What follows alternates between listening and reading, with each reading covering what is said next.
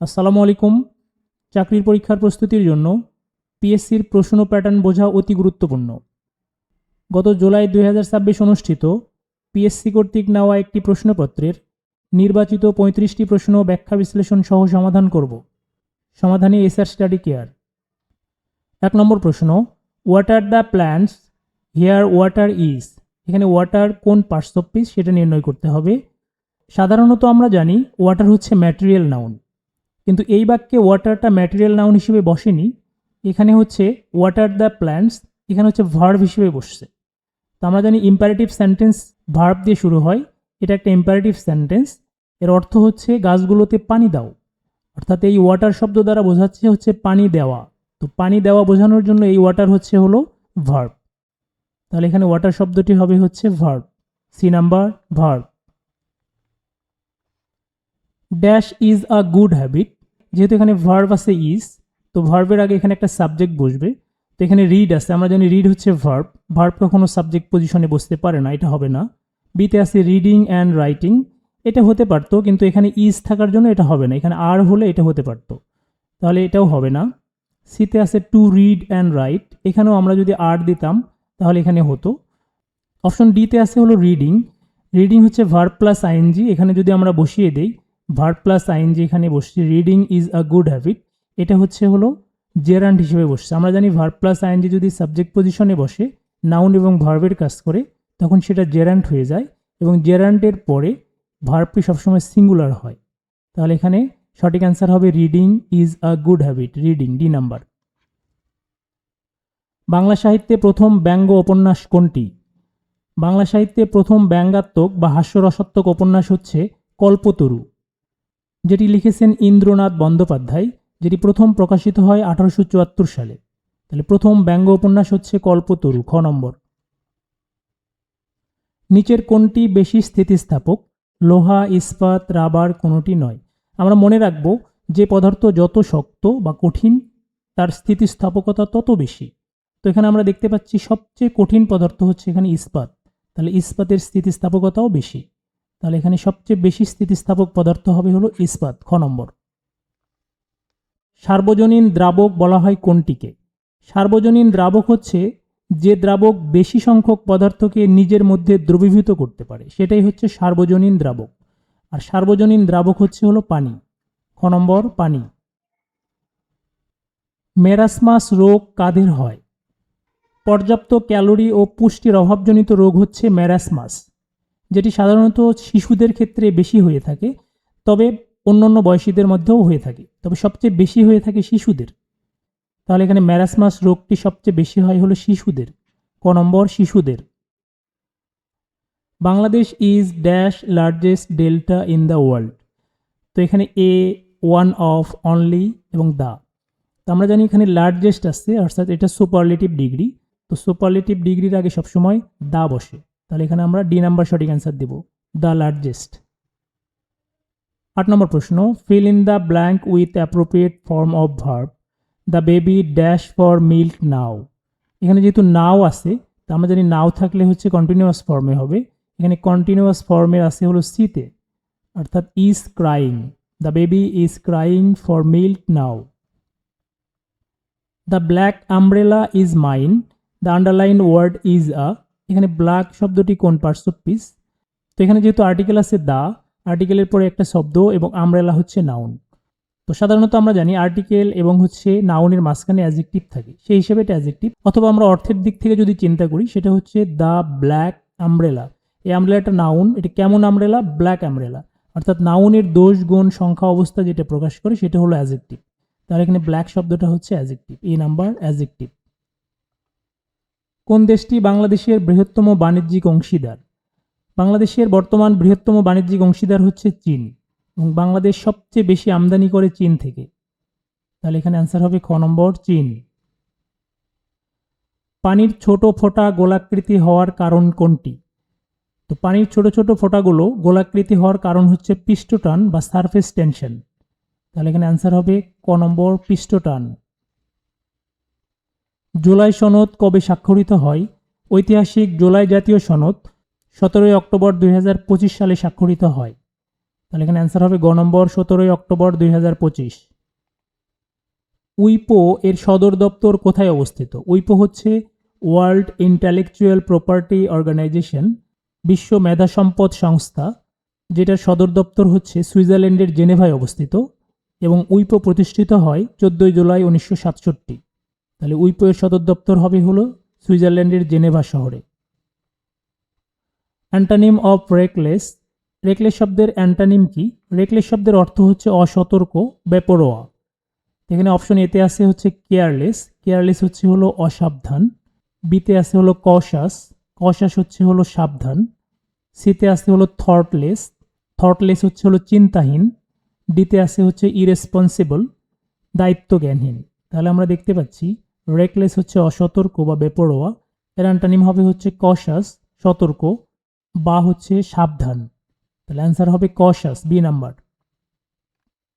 15 নম্বর অঙ্কটি দেখুন, 2x plus 2 divided x সমান 3 হলে x square plus 1 divided x স্কোয়ারের মান কত?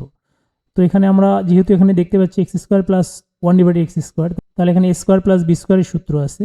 এ স্কোয়ার প্লাস বি স্কোয়ারের জন্য আমাদের এখানে মানটা ঠিক না, এটা আমরা সাজিয়ে লিখবো। এখানে যদি আমরা 2টা কমন নিই তাহলে হবে হচ্ছে 2 কমন নিলে হবে এক্স প্লাস 1 ডিভাইডেড এক্স সমান হলো 3। 2টা যদি আমরা এই পাশে পার করে দিই এখানে ভাগ হয়ে যাবে, তাহলে এখানে এক্স প্লাস 1 ডিভাইডেড এক্স এর মান হবে 3 ডিভাইডেড 2। এখন আমরা এটি সূত্রতে ফেলবো। আমরা জানি এ স্কোয়ার প্লাস বি স্কোয়ারের সূত্র হচ্ছে এ প্লাস বি হোল স্কোয়ার। এখানে এ হচ্ছে এক্স, বি হচ্ছে 1 ডিভাইডেড এক্স, মাইনাস হচ্ছে 2ab। এ হচ্ছে এখানে এক্স, বি হচ্ছে হলো 1 ডিভাইডেড এক্স। এই নিচের এক্স উপরে এক্স কেটে যাবে, এখানে এক্স প্লাস 1 ডিভাইডেড এক্স এর মান হচ্ছে হলো 3 ডিভাইডেড 2, তার উপরে হচ্ছে হোল স্কোয়ার মাইনাস 2। 3 স্কোয়ার মানে হলো 9 এবং 2-র উপরে স্কোয়ার মানে হচ্ছে 4। এটা যদি আমরা লসাগু করি 4, এখানে হবে 9 মাইনাস 4 দুগুণে 8, 8, তার মানে 1 ডিভাইডেড 4। তাহলে অ্যান্সার হবে ঘ নম্বর 1 divided 4। I have already dash 3 cups of coffee. তো এখানে টুক, টেক, টেক্স, টেকেন। তো যেহেতু এখানে অলরেডি রয়েছে এবং এখানে হ্যাভ আছে, তাহলে আমরা বুঝতে পারতেছি এটা হচ্ছে প্রেজেন্ট পারফেক্ট। প্রেজেন্ট পারফেক্ট টেন্সের মেইন ভার্বের পাস্ট পার্টিসিপল ফর্ম হয়। টুকটা হচ্ছে পাস্ট ফর্ম, টেকটা প্রেজেন্ট ফর্ম, টেক্সটাও প্রেজেন্ট ফর্ম, টেকেন হচ্ছে পাস্ট পার্টিসিপল ফর্ম। তাহলে এখানে অ্যান্সার হবে D number, taken. I have already taken 3 cups of coffee. সার্কের বর্তমান মহাসচিব কোন দেশের নাগরিক? সার্কের বর্তমান মহাসচিব হলেন অভিজ্ঞ কূটনীতিক গোলাম সারোয়ার, যিনি সার্কের 15তম মহাসচিব এবং তিনি বাংলাদেশের নাগরিক। তাহলে সার্কের বর্তমান মহাসচিব হবে হচ্ছে বাংলাদেশের, ক নম্বর বাংলাদেশ। মিয়ানমারের সাথে বাংলাদেশের কয়টি জেলার সীমান্ত রয়েছে?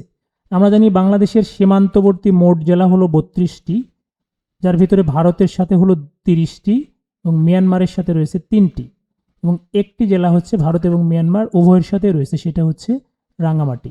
তাহলে বাংলাদেশের সাথে মিয়ানমারের সীমান্তবর্তী জেলা হবে 3টি, যেগুলো হচ্ছে রাঙ্গামাটি, বান্দরবান, কক্সবাজার, গ নম্বর 3টি। গঠন বিচারে বাংলা বাক্য কত প্রকার? গঠন বিচারে বাংলা বাক্য 3 প্রকার, সরল, জটিল এবং যৌগিক। তাহলে এখানে অ্যান্সার হবে খ নম্বর 3 প্রকার। The new officer is not only talented dash interested to learn new things. এর অর্থ হচ্ছে নতুন অফিসার শুধু মেধাবী নন, বরং নতুন কিছু শিখতেও আগ্রহী। তো আমরা জানি নট অনলি থাকলে তারপরে হচ্ছে বাট অলসো কনজাংশন হিসেবে বাট অলসো বসে। তো এখানে অ্যান্সার হবে C number, but also. Helal will discuss the issue with Hamid dash phone. In phone হয় না, ওভার ফোন হয় না, ওভার দ্য ফোন হলে হতে পারতো, বাই ফোন হতে পারে, অন দ্য ফোন হয়। তাহলে এখানে অ্যান্সার হবে by phone. Helal will discuss the issue with Hamid by phone, C number, by phone. He had all the money in the world dash he was sad. পৃথিবীর সব টাকা তার ছিল, তবু সে দুঃখী ছিল। তো এখানে তবু অর্থ দিচ্ছে হচ্ছে still, B number, still he was sad, B number সঠিক অ্যান্সার। কোন দেশকে রেইনবো নেশন বলা হয়? রেইনবো নেশন বা রংধনু জাতি হচ্ছে দক্ষিণ আফ্রিকা। বর্ণবাদ পরবর্তী সময় নানা জাতিগোষ্ঠীর ঐক্যবদ্ধ মেলবন্ধনের জন্য দক্ষিণ আফ্রিকা বলা হয় রেইনবো নেশন। তাহলে এখানে অ্যান্সার হবে গ নম্বর, দক্ষিণ Africa. The team is dash 11 players. তো এখানে হবে হচ্ছে মেড আপ অফ, মানে হলো গঠিত হওয়া। B number made up of. Bangladesh কোন আঞ্চলিক সংস্থার সদস্য নয়? অপশন কতে আছে বিমস্টেক, বাংলাদেশ বিমস্টেকের সদস্য। খতে আছে এসসিও, এর পূর্ণরূপ হচ্ছে সাংহাই কোঅপারেশন অর্গানাইজেশন, বাংলাদেশ এটার সদস্য নয়। তো এটাই হলো সঠিক অ্যান্সার। অন্যদিকে গোয়াতে আছে IORA অর্থাৎ ইন্ডিয়ান ওশান রিম অ্যাসোসিয়েশন, বাংলাদেশ এটারও সদস্য। ডিতে আছে D8, বাংলাদেশ D8 এর অন্যতম সদস্য। তাহলে এখানে বাংলাদেশ সদস্য নয় হবে হচ্ছে সাংহাই কোঅপারেশন অর্গানাইজেশন অর্থাৎ SCO। সাপের উপদ্রব কমাতে কোন অ্যাসিড ব্যবহৃত হয়? কার্বলিক অ্যাসিড অর্থাৎ C6H5OH, এটা হলো কার্বলিক অ্যাসিডের আণবিক সংকেত, যেটি হচ্ছে সাপের উপদ্রব কমাতে সাহায্য করে। এই কার্বলিক অ্যাসিডের বাণিজ্যিক নাম হচ্ছে ফেনল। তাহলে এখানে অ্যান্সার হবে হচ্ছে কার্বলিক অ্যাসিড, গ number. If I knew his office address I dash you. তো এখানে আমরা দেখতে পাচ্ছি কন্ডিশনাল সেন্টেন্স, ইফ তারপরে আছে পাস্ট টেন্স। তো এখানে পাস্ট টেন্স থাকার জন্য এটা হলো সেকেন্ড কন্ডিশনাল, সেই অনুযায়ী এখানে অ্যান্সার হবে হচ্ছে would tell, C number would tell. Log base 3 1/9 এর মান কত? এটা হচ্ছে এরকম করে আমরা করব, লগ 3 এখানে থাকবে বেসটা, এখানে আমরা 9কে আমরা 3 স্কোয়ার আকারে লিখতে পারি। তো এখন আমরা যদি এভাবে লিখি 3, এটা নিচে আছে, এটা উপরে নিয়ে গেলে হবে হচ্ছে ইনভার্স, -2 এর সামনে চলে আসবে, -2 লগ 3 তার উপরে 3, এটা কেটে যাবে অর্থাৎ এটার মান 1, তার মানে অ্যান্সার হবে -2, ক নম্বর -2। বাংলাদেশের বৃহত্তম হাওর কোনটি? সিলেট ও মৌলভীবাজারের 5টি উপজেলা নিয়ে অবস্থিত হাকালুকি হাওর হচ্ছে বাংলাদেশের বৃহত্তম হাওর, যার আয়তন হচ্ছে 181 বর্গ কিলোমিটার। তাহলে বাংলাদেশের বৃহত্তম হাওর হচ্ছে হাকালুকি। অন্যদিকে চলন বিল হচ্ছে বাংলাদেশের বৃহত্তম বিল। Which is not a synonym of lopsided. Lopsided শব্দের সিনোনিম নয় কোনটি? তো লফসাইডেড শব্দের অর্থ হচ্ছে ভারসাম্যহীন বা এক পেশে। এখানে অপশন এতে আছে ইভেন, ইভেন শব্দের অর্থ হচ্ছে সমান বা ভারসাম্যপূর্ণ। তো এটা কিন্তু এই লফসাইডেড শব্দের অ্যান্টানিম, এটাই সঠিক অ্যান্সার। বিতে আছে হলো আনইভেন, আনইভেন হচ্ছে হলো ভারসাম্যহীন, এটা সিনোনিম। সিতে আছে হলো অ্যাসিমেট্রিক্যাল, এর অর্থও হচ্ছে ভারসাম্যহীন। এবং ডিতে আছে হচ্ছে স্কিউড, স্কিউড অর্থ ভারসাম্যহীন। তাহলে এখানে সিনোনিম নয় হবে হচ্ছে ইভেন, এ নাম্বার ইভেন। যুক্তরাষ্ট্রের গুয়ান্তানামো বে ডিটেনশন ক্যাম্প কোথায় অবস্থিত? আমরা জানি গুয়ান্তানামো কারাগারটি কিউবায় অবস্থিত এবং এটি একটি মার্কিন সামরিক কারাগার, যেটি প্রতিষ্ঠিত হয় 2002 সালে। তাহলে গুয়ান্তানামো বে ডিটেনশন ক্যাম্পটি অবস্থিত হচ্ছে কিউবায়, গ নম্বর কিউবাই। হাজার দ্বীপের দেশ বলা হয় কোন দেশটিকে? আমরা জানি ইন্দোনেশিয়াকে বলা হয় হাজার দ্বীপের দেশ। এই দেশটি প্রায় 17,500-র বেশি ছোট বড় দ্বীপ নিয়ে গঠিত। তাহলে হাজার দ্বীপের দেশ হচ্ছে ইন্দোনেশিয়া, ক নম্বর। বিশ্বে প্রথম 1 ডোজের ডেঙ্গু রোগের টিকা অনুমোদন দিয়েছে কোন দেশ? বিশ্বের প্রথম 1 ডোজের ডেঙ্গু রোগের টিকার নাম হচ্ছে বোটানটান ডিভি, যেটি ব্রাজিল 26 নভেম্বর 2025 অনুমোদন দেয়। তাহলে প্রথম দেশ হিসেবে ব্রাজিল ডেঙ্গু রোগের 1 ডোজের টিকার অনুমোদন দিয়েছে, ক নম্বর ব্রাজিল। শব্দের প্রতিধ্বনি শোনার জন্য উৎস এবং প্রতিফলকের মধ্যবর্তী দূরত্ব কত হবে? শব্দের প্রতিধ্বনি শোনার জন্য উৎস এবং শ্রোতার মধ্যে 16.6 মিটার দূরত্ব থাকা প্রয়োজন, কমপক্ষে 16.6 মিটার, ঘ নম্বর 16.6। Choose the correct spelling. তো এখানে কারেক্ট স্পেলিং হবে হচ্ছে বি নাম্বার ডাইনামিক, যার অর্থ হচ্ছে গতিশীল বা উদ্যমী, DYNAMIC, ডাইনামিক, বি নাম্বার। ভিডিওটি যদি ভালো লেগে থাকে অবশ্যই চ্যানেলটি সাবস্ক্রাইব করবেন, ভিডিওটিতে লাইক, কমেন্টস এবং শেয়ার করবেন। কমেন্ট বক্সে ডান লিখতে ভুলবেন না। ধন্যবাদ।